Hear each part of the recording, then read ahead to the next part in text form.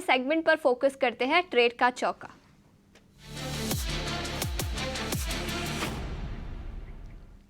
अक्षय जी, सबसे पहले आपके पास आना चाहूंगी, इस सेगमेंट में कौन से स्टॉक स्पेसिफिक आइडियाज रहेंगे? जी, गुड आफ्टरनून।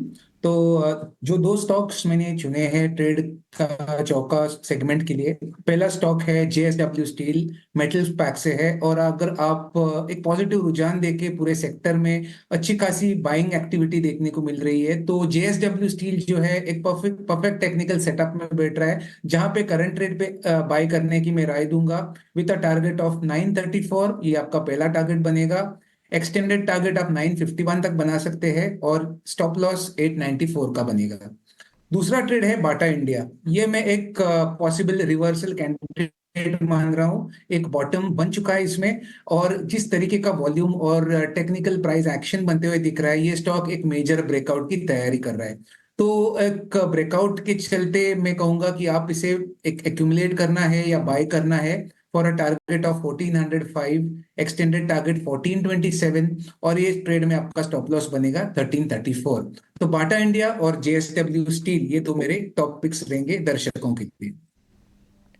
ठीक है, तो दोनों ही स्टॉक्स पर खरीदारी की राय। जेएसडब्ल्यू स्टील पर 934 से 951 रुपीस प्रति शेयर का लक्ष्य, और बाटा इंडिया पे 1405 से 1427 रुपीस प्रति शेयर का लक्ष्य। दोनों ही स्टॉक्स पर खरीदारी की राय। अमोल जी, आपके क्या ट्रेडिंग आइडियाज रहेंगे? जी, मुझे जोमेटो अच्छा लग रहा है। एक करेक्शन पूरा किया है 2 वीक का स्टॉक ने, और एक अच्छे सपोर्ट्स लेवल पे अवेलेबल है। 183.5 के आसपास चल रहा है। पोजिशनली टारगेट निकल के आ रहे 195, इवन 200 तक भी जा सकता है। और स्टॉप लॉस उसका रहेगा 179 का। और दूसरा भी मैं सपोर्ट लेवल का ही देख रहा हूँ, जिसने एक करेक्शन पूरा किया है। और ये 700 का जो उसका सपोर्ट जोन है वो काफी प्रॉमिसिंग है, वो है एसबीआई कार्ड। तो मुझे लगता है कि ये लेवल्स अच्छे है, शायद थोड़ा सा टाइम ले सकता है, 1-2 दिन कंसोलिडेशन ले सकता है स्टॉक। बट पोजिशनली मैं देखता हूँ तो ये टेक्निकल बाउंस बैक अगर स्टॉक में आता है तो 732 तक ये स्टॉक जा सकता है, और स्टॉप लॉस 688 है। ठीक है, तो ये हैं हमारे एक्सपर्ट के बेहतरीन ट्रेडिंग आइडियाज़ जो उन्होंने ट्रेड का चौका सेगमेंट में आपके सामने रखे।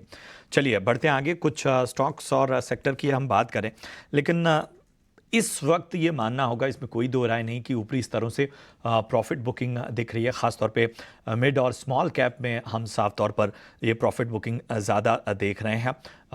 जाहिर सी बात है कि इन सब के बीच में एक जो सबसे अहम बात यह है कि इलेक्शन से पहले एक तरह की इस तरह की प्रॉफिट बुकिंग साफ तौर पर नज़र आती है। इलेक्शन से पहले ख़रीदारी में जो है वो सुस्ती हमें नज़र आती है। तो ऐसे में बड़ा संभल कर आपको बेहतर तरीके से रणनीति बनाने की कोशिश हमारी है। एक स्टॉक जिसकी मैं फ़िलहाल चर्चा करना चाहता हूँ वो है जुबिलेंट फूड वर्क्स। अब कल से लेके आज तक में हम देखें तो कल भी हमने देखा था कि 500, और जब बाज़ार बंद हुआ तो 500 के नीचे भी ये क्लोज़ हुआ। उसके बाद आज हम देख रहे हैं कि अच्छी तेज़ी नज़र आ रही है। आज 517 के करीब ये ट्रेड करता हुआ। इसके अलावा एक और स्टॉक जिसकी मैं चर्चा करना चाहता हूँ वो है नैल्को। आज लगभग 4% की तेज़ी। अक्षय, जुबिलेंट फूड वर्क्स पे पहले राय दीजिए। कल से आज तक की तेज़ी जो है वो साफ तौर पर थोड़ा सा ध्यान खींच रही है। पिछले 5 ट्रेडिंग सेशन में देखें तो 5.5% इस तमाम वॉलेटिलिटी में भी ये स्टॉक चला है, और पिछले 1 महीने में लगभग 18% भागा है ये स्टॉक। इसके अलावा नैल्को जो कि हाल फिलहाल काफ़ी फेवरेट रहा है तमाम एक्सपर्ट्स का, इस पर अक्सर चर्चा होती रही है। इन दोनों पर अपनी राय दें। तो जुबिलेंट फूड का अगर मैं प्राइस चार्ट स्टडी करूं तो थोड़ा लॉन्गर टर्म चार्ट जो वीकली चार्ट्स है, इस पे मुझे क्लियरली दिख रहा है कि एक पॉसिबल डबल बॉटम का सिनारियो डेवलप हो रहा है, जो एक बुलिश पैटर्न है। बार बार आप देखिए 450 के आसपास अच्छे वॉल्यूम्स के साथ ये स्टॉक वहां से बढ़त ले रहा है, जिसका क्लियर इंडिकेशन है कि काफी बाइंग इंटेंशन है 450 460 के रेट में। जिस तरीके का गए 3 4 दिन में मोमेंटम पकड़ा है स्टॉक ने, पोजिशनल टारगेट करीबन 10-15 ट्रेडिंग सेशन के होल्डिंग से 590 या 600 तक आपको दिख सकता है। तो थोड़ा पोजिशनल ट्रेड बताइए, थोड़ा टाइम दीजिए ट्रेड को। 600 आने के बहुत ज्यादा प्रोबेबिलिटी दिख रहे हैं, तो buy Jubilant food at current rate 465 तक आप इसमें स्टॉप लॉस बना सकते हैं, और 600 तक आप इसमें टारगेट बनाइए। दूसरा जो कहा आपने नैल्को, नेशनल एल्यूमिनियम, तो नेशनल एल्यूमिनियम ये मेटल सेक्टर से आप देखें तो मेटल सेक्टर में काफी पॉजिटिव रुझान है और ये जो भी है मोमेंटम काफी बरकरार है। कई 3-4 दिन में थोड़ा सा स्टॉक सपाट ट्रेड हो रहा है, 198 200 के आसपास ट्रेड हो रहा है, पर वॉल्यूम एक्शन काफी स्ट्रांग है और मुझे लग रहा है कि और एक स्विंग हाई ये बनाएगा 210 215 तक, ये टेस्ट हो सकता है जल्दी। तो आप होल्ड करें या बाय करें, इसमें 185 का स्टॉप लॉस रहेगा और टारगेट एरिया करीबन 210 का बनेगा। तो दोनों स्टॉक में बाय की रणनीति बना के चले, नैल्को और जुबिलेंट फूड में। ठीक है, तो इन दोनों ही स्टॉक पर खरीदारी की राय आती हुई अक्षय जी की तरफ से और काफ़ी बुलिश नज़रिया इन दोनों ही स्टॉक पे अहम रणनीति आपको उन्होंने सुझाई, जिसका आपको विशेष रूप से ध्यान रखना होगा। बाजार में गिरावट है, हालांकि हम देख रहे हैं कि ख़ास तौर पे उस गिरावट के बाद एक पुल बैक भी नज़र आ रहा है, लेकिन जो एक उम्मीद थी, जो एक आशंका जताई जा रही थी कि अब यहाँ से बाजार में वॉलेटिलिटी हावी होती हुई नज़र आएगी, वो साफ तौर पर दिख रहा है। हालांकि स्टॉक स्पेसिफिक एक्शन, नतीजों के दम पर एक्शन ज़रूर दिख रहा है, फिर भी अब यहाँ से बाजार को अगर हम देखें तो आप किस तरह से आंकेंगे, क्योंकि शनिवार को जो है वो आखिरी चरण का चुनाव प्लस एग्जिट पोल शाम को, जिस पर मार्केट 3 तारीख को रिएक्ट करेगा, 4 तारीख को तो हमारे सामने परिणाम ही आ जाएंगे। इन सब के बीच में बाजार को किस तरह से देखा जाए? जी नमस्ते। आई थिंक जो रैली हुआ था उसको एक टेम्पररी ओवरबॉट जोन बन गया था निफ्टी में। आई थिंक ये उसी का एक रिएक्शन बोल सकते हैं, ये करेक्शन ही लग रहा है। यहाँ पे ऐसा लग नहीं रहा है कि मार्केट यहाँ से एकदम रिवर्स हो जाएगा नीचे की तरफ, तो एक ये हेल्दी करेक्शन लग रहा है। और अगर हम 2-3 दिन से देखेंगे तो एक करेक्शन लेग पूरा हो चुका है।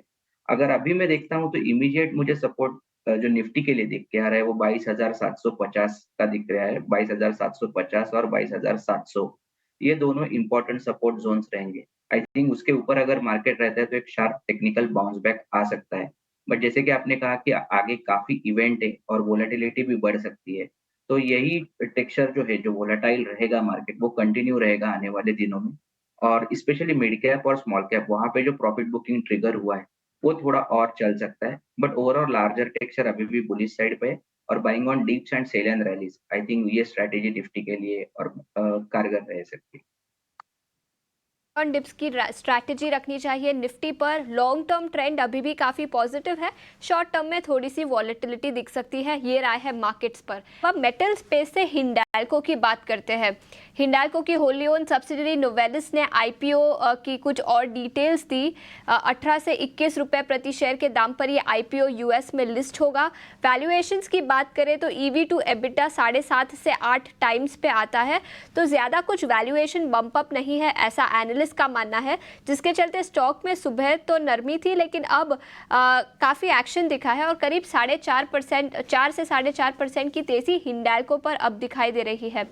अक्षय जी, आपसे टेक्निकल्स पर राय लेना चाहूंगी, हिंडाल्को पर क्या राय बनती है? जी देखिए, हिंडाल्को का तो चार्ट तो बहुत ही स्ट्रांग है और अगर आप देखिए ऑल टाइम हाई पे है। मोमेंटम इंडिकेटर्स काफी स्ट्रांग है क्योंकि आज 4-5 दिन के बाद चार्ट्स पे एक ब्रेकआउट का सिनारियो दिख रहा है।